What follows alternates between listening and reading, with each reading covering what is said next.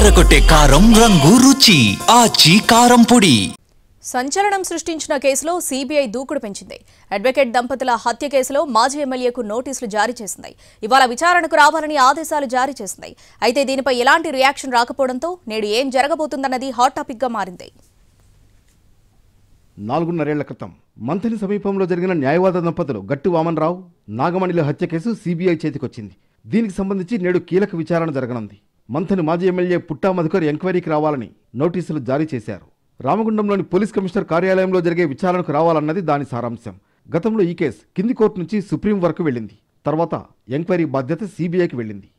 September 1న రంగంలోకి దిగిన team ముందుగా వామన్రావు కుటుంబ సభ్యులను విచారించారు. ఫైల్స్ అన్ని తెప్పించుకుని వివరాలు సేకరించారు. తాజాగా మాజీ ఎమ్మెల్యే పుట్టా మధుకర్కు నోటీసులు ఇచ్చి విచారణకు రావాలని చెప్పడంతో ఒక్కసారిగా మంథనిలో పొలిటికల్ హీట్ పెరిగింది. అయితే వామన్రావు దంపతుల హత్య వెనుక రాజకీయ కారణాలు ఉన్నాయని ఆయన తండ్రి కిషన్ రావు మొదటి నుంచి అంటున్నారు. పక్కా ప్లాన్తో జరిగిన ఈ హత్యల వెనుక మధు దంపతులు ఉన్నారని ఆయన ఆరోపించడంతో సుప్రీం సీబీఐ విచారణకు ఆదేశాలిచ్చింది. మరోవైపు ఈ కేసులో అసలు సూత్రధారుల్ని ఉద్దేశపూర్వకంగా తప్పించారని మృతుడి తండ్రి కిషన్ రావు ఇటీవల సీబీఐ అధికారుల ముందు కూడా వాంగ్మూలం ఇచ్చారు. ఆయన ఆరోపిస్తున్నట్లుగా ఈ కేసులో ఎవరి పాత్ర ఏంటి, ఎవరు అసలు నిందితులు వంటి వివరాలు రాబట్టేందుకు సీబీఐ రంగం సిద్ధం చేస్తోంది. ఈ పరిస్థితుల్లో పుట్టా మధు ఇవాళ విచారణకు హాజరవుతారా? ఆయన నుంచి ఎలాంటి సమాచారం రాబడతారు? ఏం జరగబోతోందన్నది చూడాలి.